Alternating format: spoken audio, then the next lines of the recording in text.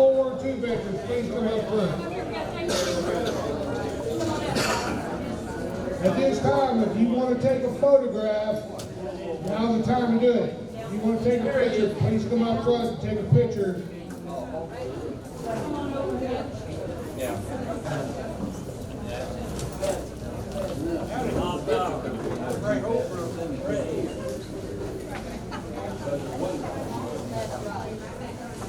Hey, that's Mr. Barter next to you. You know Judge Hobart? You get all the officers to come up here and take your place behind these fine gentlemen so we can take a photo op. Legion Officer Auxiliary Son. One more. You got one more veteran. The spokeswoman, Miss Sarah Lacey, is presenting our World War II vets with a commemorative coin and a coffee cup.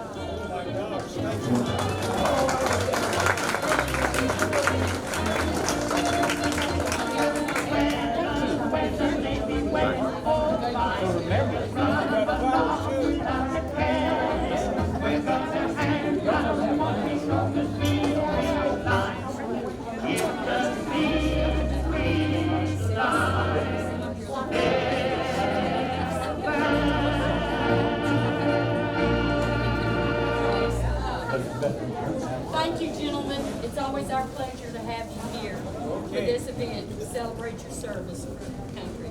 And y'all can sit wherever you like. We've got some tables up here. Now you want to stand over. Okay, we got a long veteran here. How could we live when There you go. about the things that nobody makes? Did you want to go back and sit More and more of our lost soldiers and missing in action soldiers are coming home every day. So if I could have a moment of silence in recognition of that, it'd be greatly appreciated.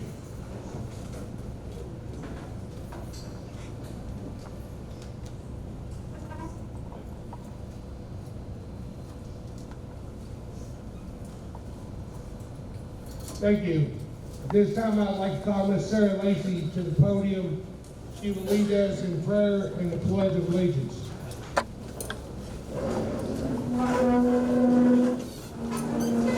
Please rise and uncover, please.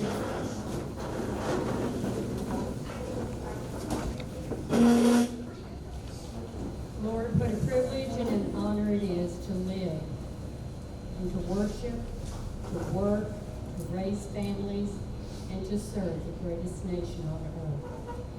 We stand in awe of the blessings that you have bestowed since the beginning of this nation in the manner of our freedoms that we have enjoyed like no other country in the world, and we're grateful. We come with grateful hearts. We thank you for the veterans that can be here today, for the people who have come to honor them. We ask, Lord, that everybody leave here with something new in their hearts and a revived sense of patriotism for this great land. It's in your name we pray. Amen. I pledge allegiance to the flag of the United States of America and to the republic for which it stands, one nation, under God, indivisible, with liberty and justice for all.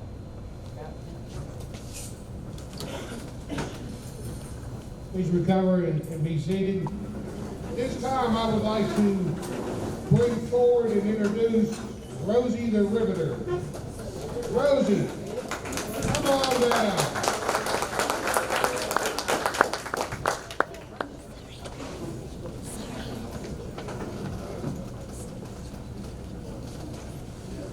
Hello, ladies and gentlemen. I am Rosie the Riveter. I am one of the World War II icons that is still alive today. Sir? We don't know how much longer. Some of us have already passed. We stood in the munitions factories, the car factories that were changed over for munitions. We were talking about this earlier. Henry Ford wasn't real crazy about it, but he got over it. and everyone applied themselves in the World War effort. Well, during World War II, we didn't have many men at home to man those factories. So our women stood forward, and they are our women ordnance workers. Rosie the Riveter. There were several of them that could rivet over 3,000 rivets in one 8-hour shift into an airplane to make it go. And our hats need to be off to these women.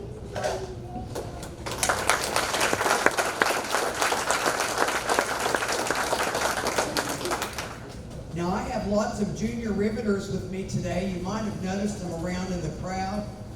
I'd like to have all of them stand, please, and be recognized. Come on, ladies, you know who you are. And what's our motto, girls? We can do it! Thank you all for being here and enjoying this with us.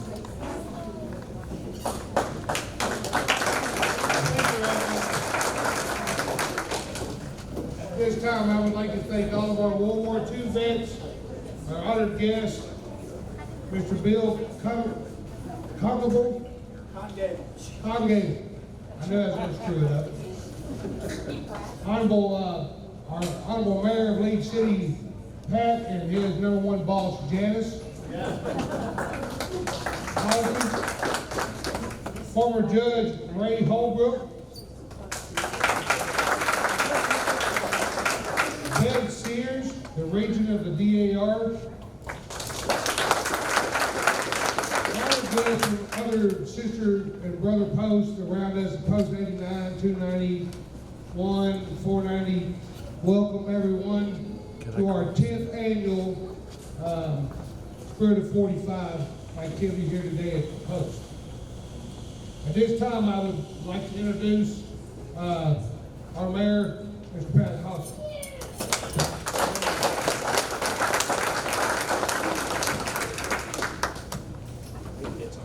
Thank you, Commander.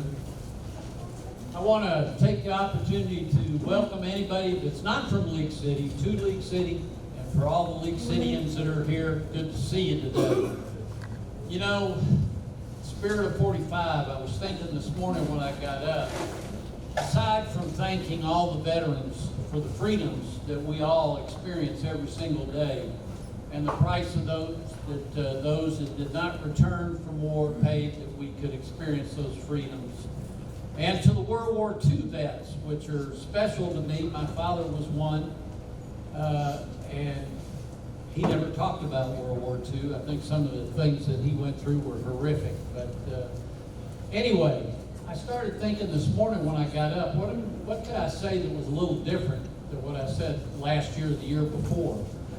And I got to thinking what the world might have been like if it had not been for the greatest generation to come through. With the Berlin Wall, which was relatively short across the country, would have divided the world. Would the Soviets have set back up and gotten into Europe and tried to take over, which they've been trying to do for a long time? What would Hawaii look like if the greatest generation didn't stand tall and rise to the challenges that were in front? Let me tell you, I think about my dad every morning. I think about all of you every day. I pray that my generation and those that are younger, I came along 4 years after the war was over. I was sort of a little happier time. But I hope that somewhere in the soul of this country, that the spirit that you fought and many of your friends died for is something that stays with every American. This is the greatest country in the world. We live so free, and all we have to do is go beyond our borders to see how difficult the rest of the world is. There are just way too many nuts out there, and frankly, if we don't stand together, we're going to have all kinds of crazy things happening as we're seeing around the country today. So God bless every one of you. Thank you for your service. Thank you for what you've done, and thank you for what you've done for your children, your grandchildren, and everybody's children from time immemorial. Thank you.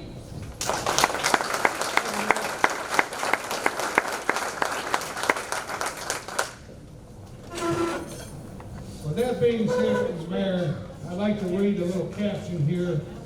Well, it's kind of touching on what's going on in our country today and all over the world. Now, we got stupid shootings going on in this country and other countries that has gun control laws and mass stabbings. So, that being said, I'd like to read a little caption for you. In 1941, at 7:55 local time in Hawaii, a date that will live in infamy, nearly 200 Japanese aircraft attacked Pearl Harbor. Hawaii, long considered the U.S. Gibraltar of the Pacific, the raid, which lasted little more than 1 hour, left nearly 3,800 dead.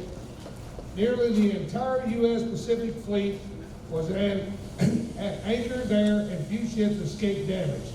Several were sunk or disabled, while 200 aircraft on the ground were destroyed.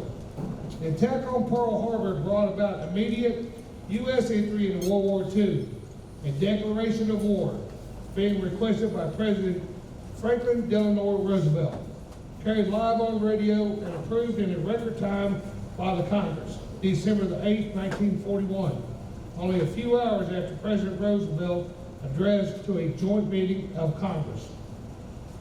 December the 11th, Germany and Italy, in a pact with the Japanese, declared war against the United States. Misinterpreting the anti-war sentiment in the U.S., they thought we would not want to enter two separate wars, particularly with a decimated U.S. Navy, and would leave Asia and Australia for Japan to conquer. They thought America's weak and without the will, particularly without the weapons to fight back. In reality, former Admiral Chester Nimitz saw three of the biggest mistakes an attack force could ever make. Mistake number one, the Japanese attack on Sunday morning, 9 out of every 10 crewmen of those ships were ashore on leave. If those same ships had been lowered to sea and been sunk, we would have lost 38,000 men instead of 3,800. Mistake number two, when the Japanese saw all of those battleships lying in a row, they got so carried away sinking those battleships, they never once bombed our dry docks opposite those ships. If they had destroyed our dry docks, we would have had to tow every one of these ships to America to be repaired. As it is now, the ships are in shallow water and can be raised. One tug can pull them over to the dry docks, and we can have them repaired, and at sea, by the time we could have towed them to America. And I already have crews ashore anxious to man those ships. Mistake number three, every drop of fuel in the Pacific theater of war is in top of the ground storage tanks 5 miles away over that hill. One attack plane could have strafed those tanks and destroyed our fuel supply. That's why I say the Japanese made 3 of the biggest mistakes an attack force could make, or God was taking care of America.